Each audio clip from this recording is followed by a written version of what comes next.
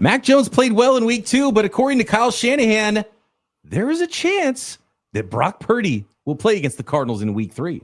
And even though the Arizona Cardinals have started 2-0, they may have skated absolute defensive disaster with the report out today. Matchups and a whole lot more on this week's 49ers Cardinals crossover. Let's get it.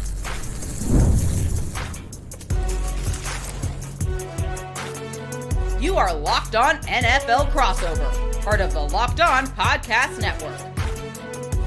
Your team every day.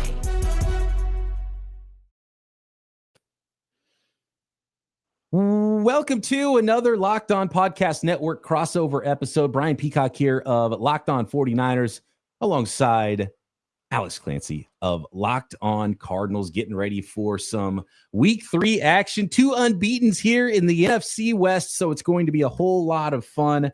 We're going to get into the biggest storylines, some key matchups here, and maybe even some predictions at the end of this show of what we think is going to go down this Sunday as the 49ers host the Cardinals, the 49ers home opener. I do want to thank everybody for joining us, the everydayers, all those 49ers and Cardinals fans out there, and of course, hit that subscribe button on YouTube or wherever you are listening to this podcast. And a lot of injuries for both of these football teams, some new injuries today. In fact, when I did the Peacock and Williamson right here on the Locked On Podcast Network, subscribe daily, myself, pick that name up, down the entire league.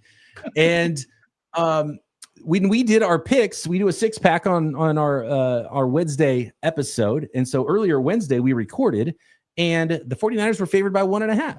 And I'm not going to tell you who I picked, but now with the news of Brock Purdy doing a little limited practice, and Kyle Shanahan says there's a chance that he might still be able to play in week 3.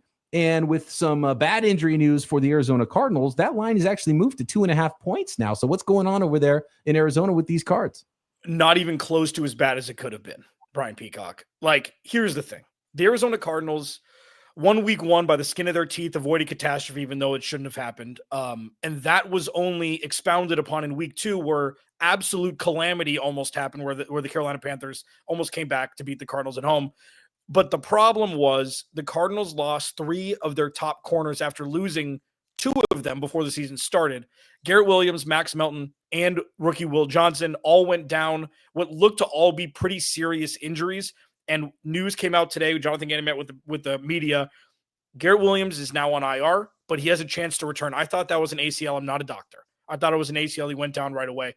Max Melton looked bad, missed the game, but he practiced today pretty much in full. And Will Johnson wasn't at practice. He's dealing with a groin, but there is an outside chance he plays on Sunday. And this could have been catastrophic for the Cardinals if all 3 guys missed as much time as it looked like they could have missed after Sunday. Which injury has the biggest impact this week when you look at how the 49ers match up with those Arizona Cardinals? Is there one injury that you're like, man, this is one we could have really, this is a guy we really could have used this week? Garrett Williams is not a name that's household. Do you remember when before Fred Warner was a household name? You knew he was really good. I knew he was really good. We've been doing this a long time together. I knew he was wearing number 48 at one point. He was like, bad number, but awesome player. Number 48, right. Fred Warner. Yeah, still an all-pro. So probably a year removed from being introduced into the NFL. That's where Garrett Williams is now. He was the highest Pro Football Focus rated zone corner last year. The dude was a 3rd-round pick just because he tore his ACL in December, his last season at Syracuse. The Cardinals nabbed him. The dude is an absolute stud. So it's always going to be him. Even though he plays in the slot more, the Cardinals have a defensive setup, which we'll talk about in the next segment, where you play 3 safeties and you move Garrett Williams to the outside. And that's where they're most comfortable. So it's going to be Garrett Williams. Max Melton has really leveled up, but Garrett Williams is the best corner the Cardinals have. I really get the feeling that Kyle Shanahan is trying to make the Arizona Cardinals prepare for 2 quarterbacks. I don't think it's a reality that Brock Purdy is going to play this week, but he was limited at practice, and I saw some video of him, at least taking a drop back. And so he's going to give it a try. And if he can go, he's going to go. He's just one of those guys, and he's going to gut through it. The way that Mac Jones played might allow the 49ers to say, okay, Brock, you're 80%. It's not worth it because of what this turf toe can be. We don't need a Joe Burrow situation and you needing surgery and missing 3 months instead of a couple of weeks. So for that reason, I really don't think that Brock Purdy's going to play, but I do think that Kyle Shanahan likes the fact that he's at practice limited, so he can at least not rule him out yet. And but we'll see. I mean, there's been surprises before with who you thought might be able to play, who won't be able to play. And Kyle Shanahan, when the docs tell Kyle Shanahan, okay, this guy I think can play, and the player says I can play, Kyle Shanahan gives them every single carry you could possibly give them. I mean, he's done it before with running back. He's done it with every player. So, like, if you can go, you could go in Kyle Shanahan's locker room. So there is that factor as well with Brock Purdy. I think it's doubtful that he will play, but I think that Kyle Shanahan likes not knowing, because then he can be like, oh, yeah, I don't know. He might be able to play, because I think he likes the Cardinals preparing for both quarterbacks. Offense, not that different, though, so I don't know if it's going to really change what the Cards are spending their hours on this week of practice. Egomania just morphed into another form is all it is from Kyle Shanahan, which is fine. Listen, Mac Jones, okay, and this isn't like, could Mac Jones have done exactly what Brock Purdy did if they drafted Mac Jones? That's not what I'm going to ask you. Mac Jones looked more than competent last week. Okay, when you have really good skill position players, even with Kittle out, when you've got Trent Williams, when you've got at least an average to slightly above average offensive line and Christian McCaffrey, is Mac Jones talented enough to be, if say Brock Purdy was 85%, are you still starting Mac Jones to kind of one more week to see? Like, is this a wait and see kind of thing? I think waiting for Brock Purdy to be 100% is more about Brock Purdy not missing more time than it is about you need him in there at 85% over Mac Jones. I think is the best way to put it. I think, 85% Brock Purdy would be fine, and I would probably start him there. If you think that there's no possible way that he could injure himself further and really hurt that turf toe injury, which can be a long-term injury. And initially it was, 2 to 5 weeks, and it's turned out it might only be 1 week if he actually does end up playing. So less about performance, more about long-term injury, I think, for Brock Purdy there. And Mac Jones did play really well, but again, and the Arizona Cardinals are familiar with last week's opponent for the 49ers, the New Orleans Saints. And both those games against the Saints for these two teams went similar, where the Saints aren't very good, thankfully, because, the 49ers and the Cardinals probably didn't play their best game necessarily, but still got out with wins, because I don't think the Saints are that good. Maybe you've got a different feel from those games against the Saints, but I kind of look at these games and like, okay, these were teams early in the season, kind of not quite ready for, mid-season form yet. And thankfully you're playing against the New Orleans Saints, which is why I'm fascinated to see how this goes in week 3 against the Cardinals now at 2-0. Yeah. This is going to be the barometer check, because I think, even though the Cardinals playing the Saints in week 1 was a preseason game. Like, it was a preseason game. Luckily, they skated out with a win. I don't know why people aren't talking about how Spencer Rattler's playing. He torched, in some respects, the 49ers at times on defense, and that's not a knock. He looked very, very clean and very comfortable. So just because it was the Saints doesn't mean it was the worst team we've ever seen in the NFL, which is what they're kind of getting painted as. Now, with the Cardinals in Carolina, that was more the litmus test like you had in New Orleans last week, where it's like that was kind of it. 2 bad teams you're supposed to beat didn't necessarily go as swimmingly as you'd hoped, even though it was week 2 and you were kind of the cobwebs off. For me, because you're right, this is the barometer check. And this is the perfect time to discuss this to my, viewers, everydayers and everything. Look at this man next to me, okay? You talk about injuries, they're never healthy and they always win games. Okay, so just because the Cardinals are dealing with some sort of adversity early in the season doesn't mean with good coaching it's not circumventable. And like with George Kittle, he's a double-edged sword. He's elite when he's on the field, and he's not on the field 16 games every year. So it's like you roll with the punches, you deal with what you got to deal with, and you move the hell forward and hope you win more games than you lose. I mean, because the 49ers are never healthy. Ever. All the stars are never healthy. And the last time they were, 2023 is they were top 5 health that year and went to the Super Bowl, right? And so that's, and they're bottom 5 injury team every other year aside from that, and have still gone to championship games and Super Bowls. So look, and everyone's hurt every week anyway. So you got to throw that out the window. And I know it hurts to have some certain players gone over others, but you got to find a way to win. And the 49ers are a well-coached football team. So that's one of the key matchups for me in this game. and the game inside the game, as it is sometimes known. Key matchups for 49ers Cardinals in week 3. What are the paths to victory for these teams? Maybe even some predictions here before we go on this 49ers Cardinals crossover Thursday. And today's episode of Locked On 49ers and Locked On Cardinals is brought to you by Mazda. Mazda crafts cars for those who do more than simply move. Mazda delivers confidence with every ride with more IIHS top safety pick plus awards than anyone else. From footwork to breathwork, athletes sweat all the details. I'm sweating right now. I'm working hard here. It's a nice, warm, sunny summer day. It's still summertime over here. And I'm feeling it. I'm sweating. I'm sweating the details. I've got breath work going on. Not as much footwork sitting in my chair, but it's important to me, right? It's important to the players on the field. I know it's important to Alex Clancy. It's important to Mazda. Mazda brings the same intention to how they craft every model. You can feel the Japanese craftsmanship in every detail, from the metallic accents to available Napa leather upholstery. I've got a CX-5. It's been a phenomenal vehicle for me. And when you sit in it, when you drive it, you really feel the difference with a Mazda. And like the players out there on the field, we sweat every detail, because when you make every move count, impossible becomes irrelevant. Mazda, move and be moved.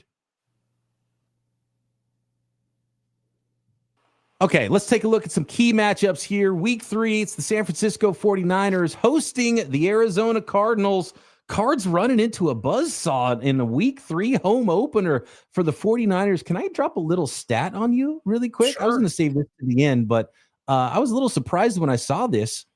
What's going on with the Arizona Cardinals just being little brother in the division? The Cards are 4-14 against division opponents since 2022. Yeah. I think are all 4 of those wins against the 49ers. I think 3 of them are against the 49ers. Yeah, there was this is fine. I prefaced this already, Brian, with my boys yesterday, with my everydayers yesterday. I'm like, just wait for the elitism to come in.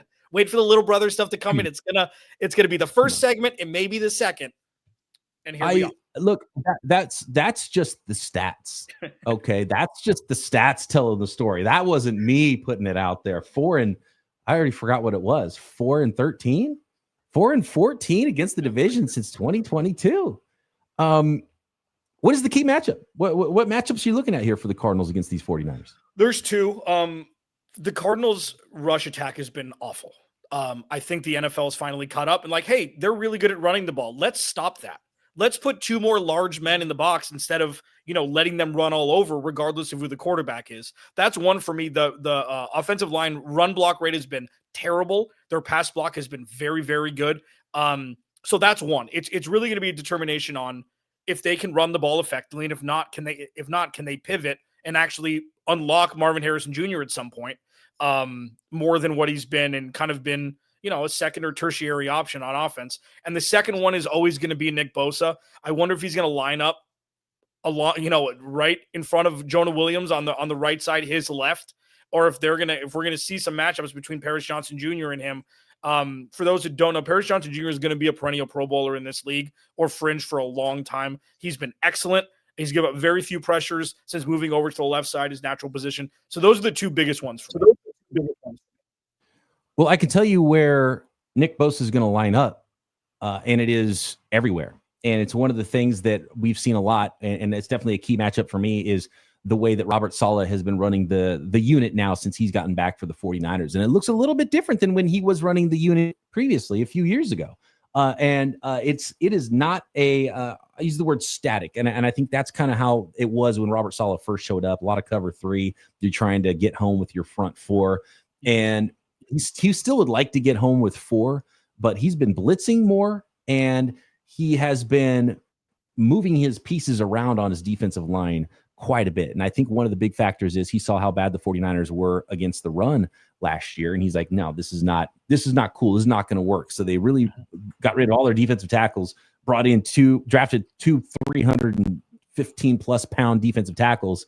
And it was a clear indication that they wanted to be better stopping the run. He's been running more zone than in recent years as well. The 49ers in the first 2 games have only run 15% man coverage. So I think a lot of that is as well against the run. And I'm sure it's going to be the same against Kyler Murray and an athletic quarterback, right? To get your eyes on the backfield and come downhill.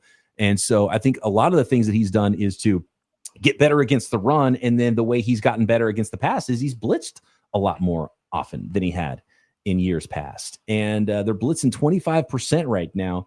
And they're bringing, Upton Stout, the rookie nickel. They're bringing guys from different places. They're showing some zone blitz looks where they drop a defensive lineman and then overload one side.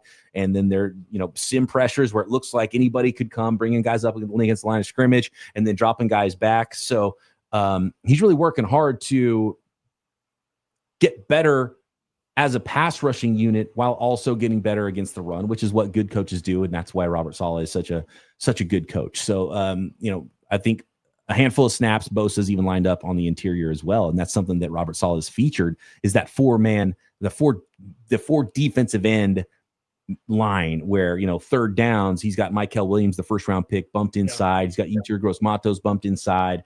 And then he brings in the speedster in Bryce Huff coming off the edge with Nick Bosa. And the first 2 weeks of the season, the Seahawks and the New Orleans Saints, respectively, had a chance to come to win the game. And we're driving down the field. And in week 1, it was Nick Bosa. And in week 2, it was Bryce Huff that had strip sacks and called game and really closed the game out with that pass rush. So that's what the 49ers have looked like on the defensive side of the ball.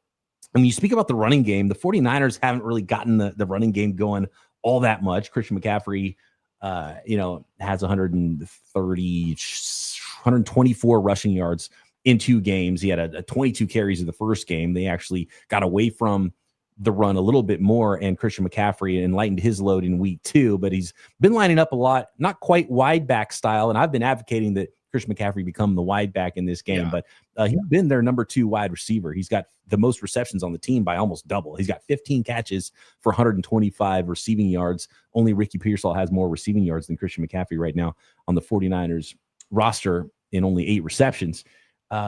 But the 49ers, 3.2 yard clip running the football right now. Arizona Cardinals, I think there was the one big Trey Benson. Was that a run or a catch in week 1? He had like a 60-something yarder, right? And aside from that, they haven't really been doing much on the ground. And then I'm looking around the rest of the league. All these rookie running backs stink. Nobody's running the ball well. It's like the Ravens and the Eagles, the only teams that can run the ball right now in the entire league. So I don't know if it's a league-wide problem, if the defenses are ahead of the offenses or what. But I'm sure both of these football teams and their identities would like to be able to go in there in week 3 and say, yeah, we're going to run the ball better. Yeah, for sure. I mean, you look at, a key matchup is always Christian McCaffrey versus the 11 people wearing Arizona Cardinals uniforms on defense. I still see Christian McCaffrey as, if I was guaranteed 17 weeks, I'm taking him number 1 overall outside of non-quarterback to start a team. If I know he's playing 17 weeks, I don't care what his age is. I don't care who Bijan is. I don't care who Derrick Henry is. Christian McCaffrey is the scariest weapon from the running back position in the NFL still when healthy. And I think that's not an outlet. I mean, that's just true. I think it should be factual in the encyclopedia that that's true until it's not, because of what he can do in the pass game. And I agree with you. Like, especially with Debo gone, and he doesn't have to be hit by large men in between the tackles every time he touches the ball. Yeah, I'd spread him the hell out and have half his touches, even if it's just extension of the run game. I completely agree with that. Now with the Cardinals specifically, it's really about just keeping everybody in front of you. The fact that George Kittle isn't there is really beneficial at this point, even though the backup tight end has 2 touchdowns in 2 weeks, I believe. No, it was 2 different tight ends. It was and they both had their first 2 backup NFL touchdowns. It was Tonjes in week 1, and then it was Farrell in week 2. That's right. And by the way, that Farrell touchdown is a great example of the gravity of Christian McCaffrey, because everyone comes in knowing they got to stop 23. And then when you have 10 guys who are going and trying to tackle 23, but guess what? The quarterback didn't hand it off, and he's booting out to the left. And then Luke Farrell's sitting there by himself, and you can throw an easy touchdown pass. So that's part of it too. And Christian McCaffrey did have a reception, split out as a wide receiver in the slot, a touchdown catch from a nice little touch pass from Mac Jones. So I do like seeing Christian McCaffrey split out more this year. Yeah. I mean, and just the thing for the defense, and obviously we'll talk about this in the next segment, the final one, is like, Nick Morales has always been able to just adjust. Never had good players. The first 2 years. I mean, last year was a lot better than 2023, but he's got plenty of talent on defense, especially up front. And the pass rush, he hasn't blitzed much. I think they're last in the league at blitz rate. And I think it's by design. I think a lot of it is like we saw when bleep was hitting the fan against Carolina. He had a couple blitz packages come through that got home. It's like, okay, there it is. It's like, well, you don't want to show Kyle Shanahan anything. Like, what are we doing here? There's 2 division games. One of them is on a short week on Thursday Night Football, week 4. I think we're going to start to see what Nick Rallis is truly made of up front with some actual pass rush talent from the interior and on the outside.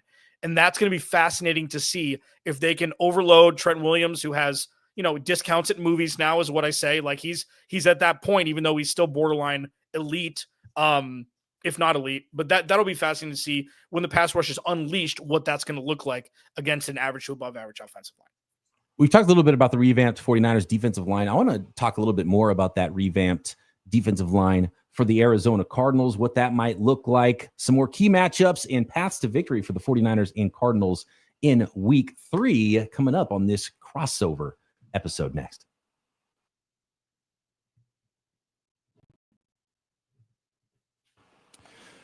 Today's episode brought to you by 5 Hour Energy. Caffeine just got a flavor upgrade. 5 Hour Energy shots deliver tasty caffeine in 17 bold flavors. Each 2-ounce shot packs the caffeine of a premium 12-ounce cup of coffee, plus B vitamins and nutrients with 0 sugar and 0 crashes.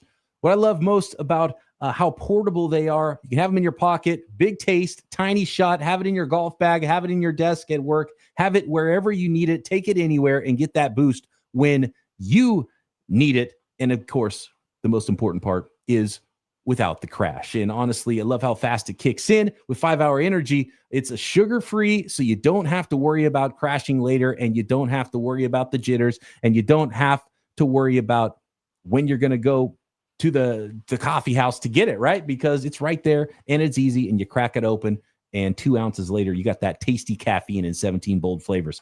Enough with the boring, flavorless caffeine. It's time to give your caffeine a flavor upgrade with 5 Hour Energy shots. Get the favorites you love, or be bold and try something new in store and online at 5hourenergy.com, or find it on Amazon today. In today's episode and all Crossover Thursday episodes brought to you by our friends at Prize Picks, and make sure you use our code LOCKEDONNFL. More on that in a moment, because the daily fantasy app Prize Picks is where making the right pick can actually pay off. And I mean, look, I make right picks. A lot of you Cardinals fans might not realize how often we make such right picks over here on Locked On 49ers. And when you're listening to Locked On Cardinals every day, you might not realize how many right picks could be made on a podcast. No, just kidding. Love Alex. Love doing these crossovers, man. And you and I, we make decisions every day, but on Prize Picks, being right means cashing in. With football back, Prize Picks is the simplest and fastest way to get in on the action. Just pick more or less on 2 to 6 player projections, and you can turn your takes into real prizes all in less than 60 seconds. And how about some max discounts to make that even easier on one of your 2 to 6 player projections? And this week, it's Patrick Mahomes, and all you need is more than 0.5 passing yards. So that's an easy one. Find out on Prize Picks. Download the Prize Picks app today and use code LOCKEDONNFL to get $50 in lineups after you play your first $5 lineup. That's code LOCKEDONNFL for $50 in lineups after your first $5 play. Prize Picks, it's good to be right.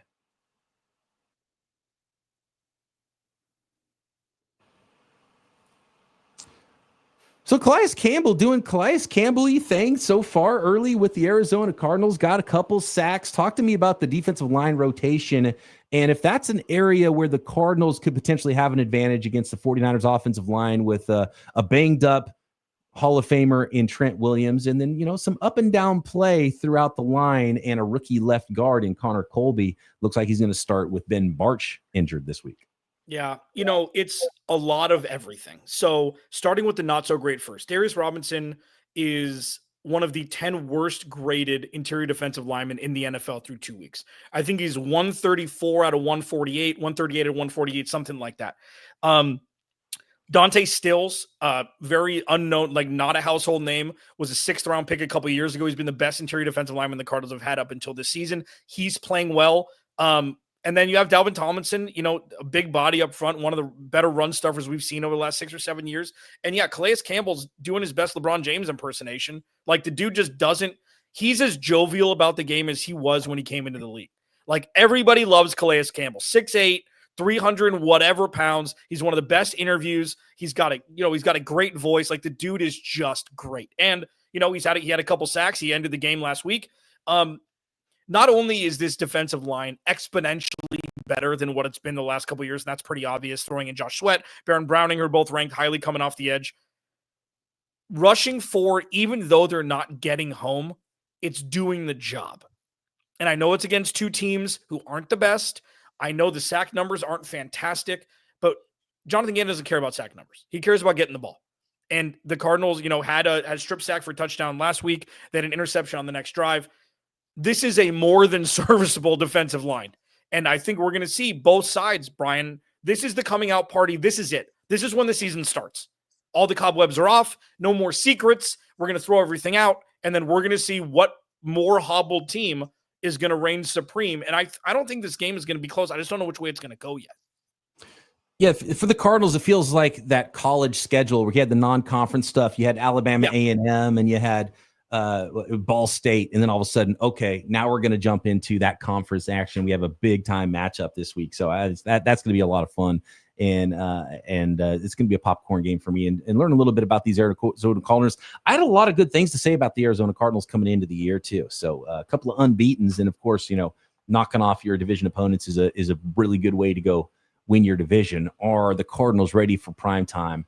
One of the key matchups to me in the paths to victory is, and I think this is part of, playing a lot of that zone defense for Robert Saleh and the 49ers is getting better against athletic quarterbacks, because it's been an Achilles heel for the 49ers defenses for a while. And they've got speed at linebacker, D. Winters and Fred Warner, probably the most athletic pair of linebackers in the NFL right now. And it's been amazing to watch number 53, D. Winters out there doing his best Dre Greenlaw impression. And that was one of the big losses for the 49ers. And I'm hearing from Broncos fans are like, man, this is rough because Dre Greenlaw can't get on the field because he's constantly hurt. And all of a sudden the 49ers go develop another one. And Robert Saleh is the linebacker whisperer, seeing these guys fly around, all the beef I talked about that they have up front. And it's going to be huge because you got to keep Kyler Murray at bay. Can't let him go make big plays and maybe hope he makes some mistakes. And I'd probably ask you, are we seeing a new Kyler Murray? Is he taking more steps, or is he just kind of the same guy that we've seen in recent years? All you want is the B to B plus version of him. Like, Brian, the reason why I struggle with this, and every day is like, Locked On Cardinals listeners know this. Like I say, I struggle with this. When he's at his absolute peak, only 5 quarterbacks can do that. 7, 6. He's a bona fide top 7 or 8 quarterback at his absolute peak. And then at his valley, he's a bottom 7. Brock Purdy and maybe 4 more, right? Yeah. Okay. That's exactly right. That's exactly right. Yeah. That's, you know what? You took the words right out. If you want to co-host Locked On Cardinals too, I think we get along.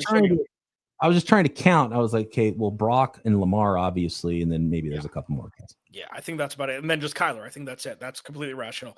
The last time Kyler Murray was on the Levi Stadium field, he housed it from 45 or 50, knew right away that it was gone. Like, we've talked on this crossover for 8 years now. So that's a lot of shows. Every single time since 2019, you've said the 49ers struggle with mobile quarterbacks, and it hasn't waned. With Kyler Murray, his floor is higher than it has been. He's got a better defense. He's got the best skill position players, the best offensive line he's had. He's been very efficient. He's thrown the ball very well. And he had that weird interception in Carolina, but like, this could be the best, most competent football from a floor standpoint than we've seen. It's not about the ceiling in 2025. It's only about the floor and winning games. And so far, so good, even though the opponents haven't been fantastic. Yeah, kind of a middle of the field game too, the way I'm looking at it, just because the Cardinals are a team that, and we know how the 49ers offense operates. They want to be balanced. They want to be able to run the football. A lot of aggressively intermediate throws, I call it, over the middle of the football field. And for the Cardinals, they want to run the ball. You got a hammer in Connor. You got the speed in Benson.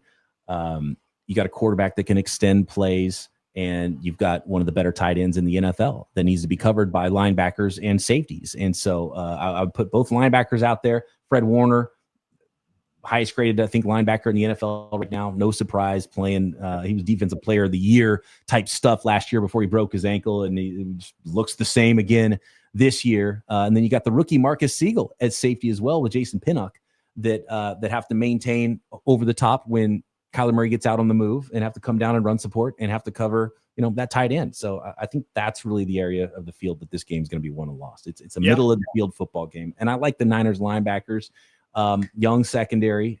We'll see how they hold up. That's my path. Yeah. Fred Warner wins. Yeah. Fred Warner. Well, God, I'm sick of talking about him. I'm sick of talking about him. He's so good. It's just, how do you go from Patrick Willis, Dre Greenlaw, Fred Warner? It just doesn't make any sense. So it's interesting that you say that. Navarro Bowman. Yeah, Navarro Bowman. That's right. It's interesting you say that because one of the more interesting storylines around Marvin Harrison Jr. specifically is his usage this year in route running. It's not just run straight, Marv. It's like, oh, let's develop a little bit more. Let's actually mature as a play caller, number one, with Drew Petzing and Kyler Murray going through his progression, stuff like that. There's been a lot more crossing routes that we saw the birth last year, as you may remember, when they played the 49ers. It was fourth down inside their own 30. There was this huge sweeping crossing route that Marv ran. Kyler threw him the ball. He went up and got it, and that extended the drive and allowed the Cardinals to go down and win the game. When it comes to Marv, there's been a lot more just crossing routes, not drag routes, not sweeping. Let's see how Kyler Murray can extend the play, just crossing routes across the middle, timing routes. And it's worked pretty well so far. So there's been a lot of talk in Phoenix about his usage. And I think it's a Marv problem. I think it's time. It's like, all right, it's time. It's time. Give us everything. And I'm not saying he doesn't work hard or anything like that, but this could be the game where you see the full Marv package. And damn it, I hope it's here. Because if they unlock that, this offense knows no bounds. Will it be the Marvin Harrison Jr. game for the Arizona Cardinals? Niners Cardinals week 3. Let us know what you guys think about this game. Hit us up on Twitter, in the YouTube comments. Make sure you subscribe while you're there. Thanks to everybody out there listening to this crossover episode. Alex, it's always a pleasure to chat with you once again this season, and I look forward to doing it again. And that's it for this week's 49ers Cardinals crossover. Talk to you next time on the Locked On Podcast Network.